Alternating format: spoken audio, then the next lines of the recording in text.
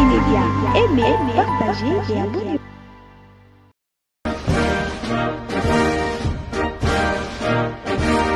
Mes très chers compatriotes, avant toute chose, je m'incline devant la mémoire de nos forces combattantes tombées au front, de nos compatriotes victimes de la violence, de l'insécurité et de l'abandon de l'État.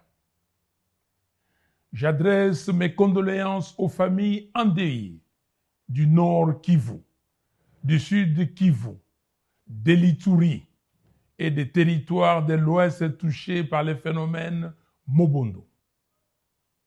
La nation partage votre douleur. Votre souffrance ne doit plus être ignorée.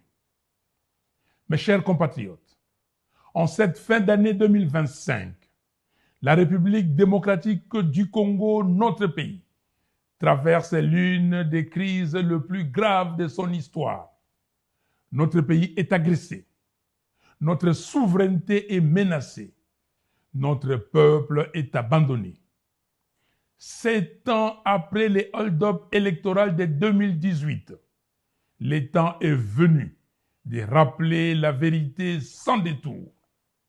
Le compromis politique entre Joseph Kabila et Félix Tshisekedi a échoué. La prétendue passation civilisée du pouvoir n'a produit ni paix, ni stabilité, ni cohésion nationale. Elle a affaibli l'État, fragilisé nos institutions et ouvert la voie aux ennemis de la République. Chères Congolaises, chers Congolais, le temps de la résignation est révolu. Le temps du mensonge est terminé. Le temps de la peur doit prendre fin. Aujourd'hui, les faits sont implacables. Plus de 8 millions de Congolais sont déplacés sur leur propre sol. Des millions vivent comme réfugiés. Plus de 3/4 de notre population peinent à se nourrir chaque jour.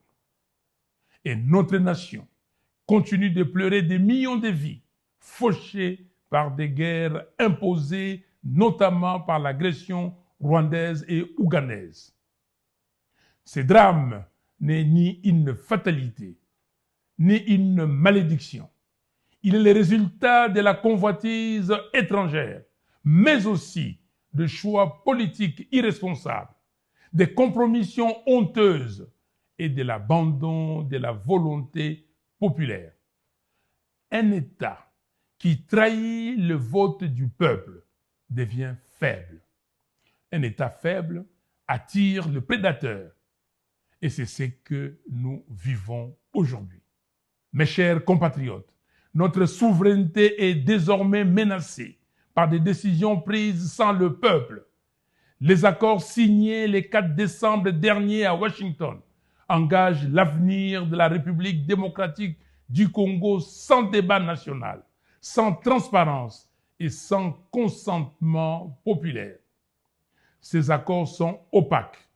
Le peuple ne sait pas. Le peuple n'a pas décidé. Le Congo n'est pas une propriété privée. Le peuple congolais a le droit de savoir. Il a le droit de décider. Face à cette situation, une vérité s'impose. Rien ne changera sans le peuple. L'histoire ne se fait jamais sans lui. Et l'avenir du Congo ne se construira ni dans le silence, ni dans la peur, ni dans la division. C'est pourquoi nous le disons clairement, le dialogue national inclusif est une nécessité vitale. Refuser ce dialogue, c'est refuser la paix. Refuser ce dialogue, c'est prolonger la crise. Refuser ce dialogue, c'est engager une lourde responsabilité politique. Nous lançons également un appel ferme à la communauté internationale. Nous exigeons l'application stricte de la résolution 2773 des Nations Unies. Nous exigeons une condamnation claire du Rwanda pour les crimes commis sur le sol congolais. Les Congos ne demandent pas la charité. Les Congos ne demandent pas la pitié. Le Congo exige la justice, le respect de sa souveraineté et le droit de vivre en paix. Congolaises, Congolais, l'heure n'est plus à l'attentisme, l'heure est à la vigilance, l'heure est à l'engagement citoyen, l'heure est à la cohésion nationale. Soyons dans les camps de la patrie. Je m'adresse particulièrement à la jeunesse congolaise. Vous êtes la force, vous êtes le présent et l'avenir. Refusez le tribalisme, refusez la corruption, refusez le fanatisme aveugle, refusez l'affaiblissement de l'État. Exigez un leadership responsable. Exigez la convocation immédiate du dialogue national inclusif. Hier, jeune, avec mes amis, je me suis battu pour la fin de la dictature et pour l'instauration de la démocratie. Le 16 février 1992, nous avons marché pour exiger la réouverture de la conférence nationale souveraine, convaincus que l'avenir de notre pays s'est joué alors. Aujourd'hui, toi, jeune Congolais, ne laisse personne hypothéquer ton avenir ni confisquer tes rêves. Lève-toi, prends ta place dans l'histoire de notre nation, engage-toi.